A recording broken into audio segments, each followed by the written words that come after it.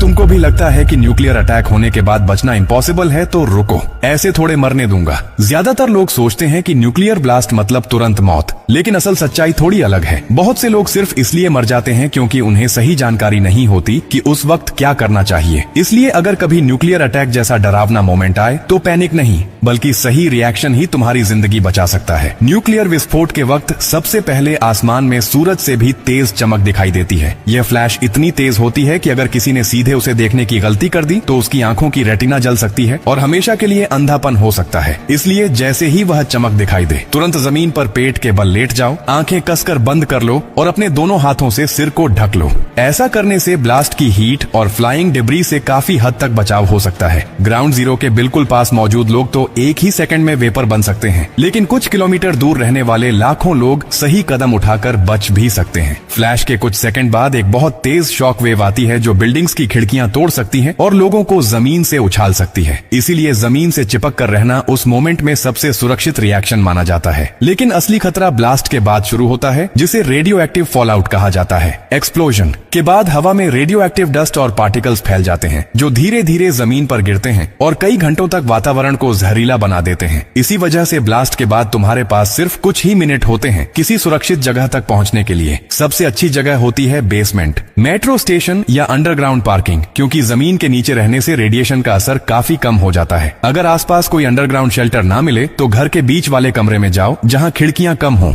सभी दरवाजे और खिड़कियां अच्छी तरह बंद कर दो और गैप्स को टेप या कपड़े से सील कर दो ताकि रेडियो एक्टिव डस्ट अंदर ना आ सके। घर के अंदर रहना बाहर भटकने से कहीं ज्यादा सुरक्षित होता है। सबसे जरूरी नियम यह है कि पहले 24 घंटे बिल्कुल बाहर मत निकलो। इसी समय रेडिएशन लेवल सबसे ज्यादा होता है और बाहर जाना जानलेवा साबित हो सकता है। इस दौरान सिर्फ सील्ड बॉटल्ड वाटर पियो और पैकेज्ड फूड ही खाओ ताकि कॉन्टेमिनेशन का खतरा कम रहे। अगर तुम्हारे कपड़े बाहर की रेडियो एक्टिव डस्ट से कॉन्टेमिनेट हो गए हों तो उन्हें तुरंत उतार कर किसी प्लास्टिक बैग में बंद कर दो और शरीर को साफ पानी से धो लो। इससे शरीर पर मौजूद जहरीले पार्टिकल्स काफी हद तक हट सकते हैं। अगर फोन, रेडियो या कोई इलेक्ट्रॉनिक डिवाइस बचाना हो तो उसे मेटल कंटेनर में रखना ईएमपी डैमेज से कुछ हद तक सुरक्षा दे सकता है, क्योंकि न्यूक्लियर अटैक के बाद अगले 72 घंटे तय करते हैं कि कौन सरवाइव करेगा और कौन सिर्फ ब्लास्ट से नहीं बल्कि इंफॉर्मेशन की कमी से मरेगा। ये जानकारी सिर्फ आपके लिए नहीं है, इसे अपने पास मत रखिए। इसे अपने पापा को सेंड करो, अपने भाई को सेंड करो, अपनी माँ को सेंड करो, क्योंकि देश की हालत अभी बहुत खराब है और इस बात को हर इंसान का जानना बहुत जरूरी है। इसलिए इसको जितना हो सके उतना लोगों तक पहुंचाओ ताकि सब लोग समय रहते जागरूक हो सके।